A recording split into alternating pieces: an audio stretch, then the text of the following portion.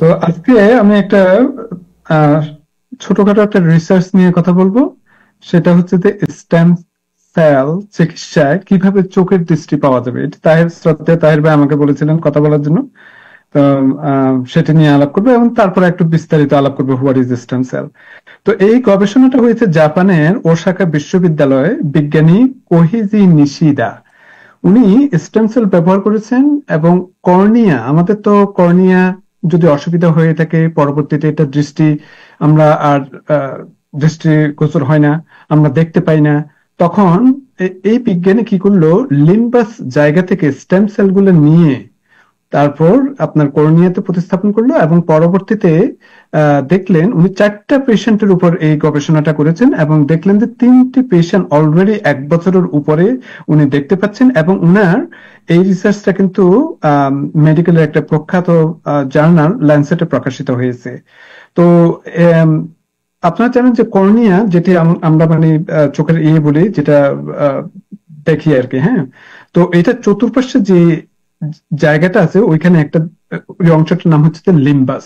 তো লিম্বাসের অংশ, লিম্বাস যদি আপনার নষ্ট হয়ে যায় তখন সেটি কর্নিয়াতে আপনার প্রতিফলন ঘটে এবং পরবর্তীতে কর্নিয়া ক্ষতিগ্রস্ত হয়ে থাকে এবং দেখতে পায় না।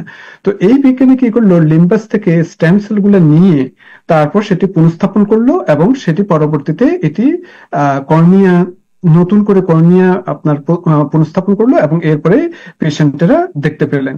এই আর কি মোটামুটি রিসার্চটা। এখন একটু বলিনি স্টেম সেল সম্পর্কে যদি আপনার সময় থাকে, কারণ এটি ভবিষ্যতে অনেক প্রমিসিং একটি রিসার্চ হচ্ছে এবং প্রমিসিং অনেক টেকনোলজির উপর, মেডিকেল ডেন্টাল প্র্যাকটিসের উপর অনেক প্রভাব ফেলছে এবং আপনারা ভবিষ্যতে আরো অনেক এই ধরনের কথা শুনবেন। তো সুতরাং আমি ভাবলাম যে এটা নিয়ে একটু সামান্য কথাবার্তা বলি। খুবই একটু জটিল বিষয়, কিন্তু এরপরে হয়তো একটু ধৈর্য ধরুন, একটু হয়তো একটু বুঝতে পারবেন। প্রথমত স্টেম সেলটা কি? স্টেম সেলটা হচ্ছে যে একদম মানে শিশু অবস্থায়, এটার পরে অনেকগুলি সেল আপনার সেখান থেকে হবে এবং সেটি পরবর্তীতে ম্যাচিউর সেলে পরিণত হবে। তো এই স্টেম সেল যখন আমাদের হয়ে থাকে তখন আমাদের 3 ধরনের স্টেম সেল হয়ে থাকে। একটা হচ্ছে যে এমব্রিয়নিক স্টেম সেল, এটা সবাই মোটামুটি পরিচিত, বিশেষ করে যখন প্রেগন্যান্ট মহিলাদের বাচ্চা প্রসবের পরে যে যে পরবর্তীতে যে প্লাসেন্টা সহজে বের হয়ে আসে সেখান থেকে যে সেলগুলো নেওয়া হয়ে থাকে সেটাকে আমরা এমব্রিয়নিক স্টেম সেল বলে থাকি।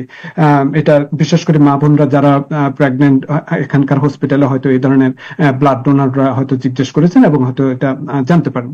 আরেকটা হচ্ছে যে অ্যাডাল্ট স্টেম সেল, হ্যাঁ, এটা হচ্ছে যে আপনার টিস্যু স্পেসিফিক স্টেম সেল, আমি আসতেছি। আরেকটা হচ্ছে যে যেটি সবসময় আপনারা শুনে থাকবেন, এটা হচ্ছে যে ইনডিউসড প্লুরিপোটেন্ট স্টেম সেল, এটি নিয়ে আলাপ করব। তো এই যে প্রথমে আসেন adult stem cell. Adult stem সেলটা এটা একটু হচ্ছে যে টিস্যু স্পেসিফিক জায়গাতে থাকে, যেমন ধরেন আপনার স্কিন বা আপনার কোনো ব্লাড ভেসেল বা ইন্টেস্টিন বা বোন ম্যারো, এই ধরনের। যেমন আপনার সালাউদ্দিন ভাই, যখন আমাদের যখন চামড়াটা যখন কেটে যায় তখন দেখবেন কয়েকদিন পরে চামড়াটা আবার সুন্দরভাবে আল্লাহর রহমতে জোড়া লেগে গেছে এবং এটা যদিও একটু এক ধরনের একটু স্কার দেখা যায় তারপরও জোড়া লেগে গেছে। তার মানে হচ্ছে যে এইখানে এই কাটা জায়গাতে যে যে অ্যাডাল্ট স্টেম সেল ছিল এগুলো পরবর্তীতে ডিফারেন্সিয়েটেড হয়ে এগুলো আপনার যে যে ক্ষতিটা হয়েছিল, যে টিস্যুটা ড্যামেজ হয়েছে, সেখানে আবার এটা পুনঃস্থাপন করা হয়েছে। তো এটা হলো যে এক ধরনের মানে অ্যাডাল্ট স্টেম সেল এবং এটি খুবই টিস্যু স্পেসিফিক জায়গাতে থাকে। যেমন আপনি যদি চামড়াতে যদি এটা হয়ে থাকে, এটা কিন্তু আপনার এই স্টেম সেলটা আপনার অন্য একটা অর্গানে কিন্তু আবার দেওয়া যাবে না, এটা কিন্তু অর্গান স্পেসিফিক, হ্যাঁ। তো এই এই এই অ্যাডাল্ট স্টেম সেলটা কিন্তু এখন অনেক বার্ন টিস্যুতে যখন চামড়ার দরকার হয়ে থাকে তখন এটা এফডিএ অ্যাপ্রুভ করেছে। অন্যান্য গুলো আসবো আমি। তো এটিও কিন্তু আপনার এফডিএ অ্যাপ্রুভ করা হয়েছে যে এটি ব্যবহার করা যায়, হ্যাঁ। এই হলো যে আপনার অ্যাডাল্ট স্টেম সেল। আচ্ছা, আরেকটা হচ্ছে যে এমব্রিয়নিক স্টেম সেল, যেটা আমি বললাম বাচ্চা প্লাসেন্টা, প্রেগনেন্ট মহিলাদের যখন প্লাসেন্টা বের করা হয়ে থাকে সেখান থেকে নেওয়া হয়ে থাকে। আরেকটা হচ্ছে যে ইনডিউস পোটেন্ট স্টেম সেল, সেটাও আরেক ধরনের স্টেম সেল, কিন্তু সেটি কিন্তু আপনার যে জায়গাতে দরকার সেই জায়গাতে নেওয়া হয়ে থাকে। কিন্তু এই এই যে আবার এইগুলির কিন্তু অনেকগুলো সাবসেট আছে, যেমন আপনার haematopoietic stem cell, mesenchymal stem sell.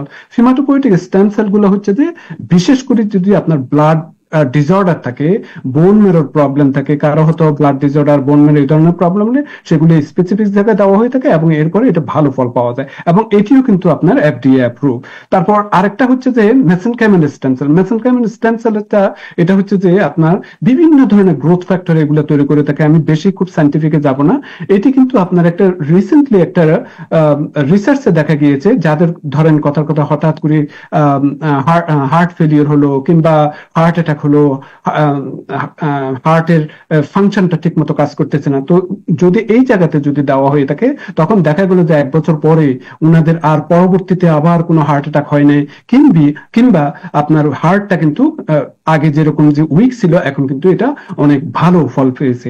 এবং এটিও কিন্তু আপনার রিপেয়ার অ্যানি বলে একটা রিসার্চ আছে, সেখানে কিন্তু ওনারা এই ধরনের রিসার্চ করেছেন। তো এগুলো কিন্তু খুবই প্রমিসিং। কিন্তু প্রবলেমটা হচ্ছে যে স্টেম সেলের ব্যাপারে কিন্তু কিছু কিছু একটু এথিক্যাল ইস্যু আছে। যেমন ধরেন আপনার যে একটা যে এত ছোট অবস্থায় এমব্রিও থেকে যে নেওয়া হবে, তো এখানে অ্যাবর্টেড যে বেবিস গুলা থেকে যে নেওয়া হবে, এটি কি এথিক্যাল ইস্যু? এটি একটা প্রবলেম। আরেকটা হচ্ছে যে যে এই স্টেম সেলগুলো যখন ডিফারেন্সিয়েট হয়ে বারবার অনেকগুলো সেল পরিবর্তিত হয়ে যে অনেকগুলো যে সেল পরবর্তীতে ম্যাচিউর সেল পরিণত করে থাকে, এটা কিন্তু আবার অনেক সময় ক্যান্সার সেলে পরিণত হতে পারে। তো সুতরাং এই ব্যাপারেও কিন্তু একটু সতর্ক থাকতে হবে। আরেকটা হচ্ছে যে যখন আপনি অন্য কারো জায়গা থেকে কিংবা নিজেরও যদি দেওয়া হয়ে থাকে, যে জায়গাতে আপনি দিচ্ছেন সেটি সেই অঙ্গটা হয়তো এটা ফরেন অবজেক্ট হিসেবে মনে করতে পারে, তখন কি বলি আমরা, তখন সেটিকে আমরা গ্রাফ ভার্সাস হস্ট ডিজিজ বলে থাকি। এটি আবার কেমন ধরনের? এটি অনেকটা হচ্ছে যে আপনার ওই যে অনেক সময় যে আপনার ট্রান্সপ্লান্ট করা হয়ে থাকে কিন্তু পরবর্তীতে অর্গানটা রিজেক্ট করে ফেলে, মানে ঠিক মতো সুইট হয় নাই, তখন যে ধরনের প্রবলেম হয়ে থাকে অনেকটা সেরকমই। তো এই প্রবলেমটা যাতে না হয়ে থাকে তখন অনেক সময় ইমিউনোসুপ্রেসিভ মেডিসিন দিতে হয়। ইমিউনোসুপ্রেসিভ মিনস আপনার যেমন কারো যদি হয়তো কিডনি ট্রান্সপ্লান্ট হলো, আপনাকে ইমিউনোসুপ্রেশনের মেডিসিন দিতে হয়। হ্যাঁ, তো এই ধরনের মেডিসিন। তো ইমিউনোসুপ্রেশন দিলে কি প্রবলেমটা? ইমিউনোসুপ্রেশন মানে কি আপনার ইমিউন সিস্টেমকে ডাউন করে ফেলা, সুপ্রেশন করে ফেলা। তো এটা যদি সুপ্রেশন করা হয়ে থাকে তখন কি প্রবলেম দেখা দিতে পারে? অবশ্যই ইনফেকশনের একটা বড় ঝুঁকি থাকতে পারে। তো এটি একটা প্রবলেম থাকতে পারে। তারপর যে ইমিউনোসুপ্রেসিভ মেডিসিন গুলো যে দেওয়া হবে সেটি ইটসেলফ একটা প্রবলেম আছে, যে ড্রাগ কোনো ইন্টারাকশন হতে পারে কিনা, ড্রাগের সাইড এফেক্ট হতে পারে কিনা, এই ধরনের কিছু প্রবলেমের কথা আমরা না বললেই নয়। তো সুতরাং বর্তমানে এফডিএ শুধুমাত্র ব্লাড ডিসঅর্ডার, যেগুলো ধরেন অ্যাকিউট লিম্ফোসাইটিক লিউকেমিয়া, তারপর ক্রনিক লিম্ফোসাইটিক লিউকেমিয়া, হ্যাঁ, তারপর এই ধরনের অ্যাপ্লাস্টিক নিউমোনিয়া, ব্লাড ডিসঅর্ডার জাতীয় ব্যথা হয়ে থাকে, কারো যদি আপনার চুল যদি না গজায় থাকে, কারো যদি সেক্সুয়াল ডিসফাংশন হয়ে থাকে, সব জায়গায় আমি এই এটা স্টেম সেলের প্রবণতাটা দেখতে পাচ্ছি। এবং আমাকে পরশু একটা বাঙালি আমাকে জিজ্ঞেস করলো যে আরেক বাঙালি নাকি স্টেম সেলের একটা ট্রিটমেন্ট দিতে যাচ্ছে এবং অনেক টাকা চার্জ করতে চাইতেছেন। এখন এগুলো কিন্তু খুবই off the book record, FDA approve না।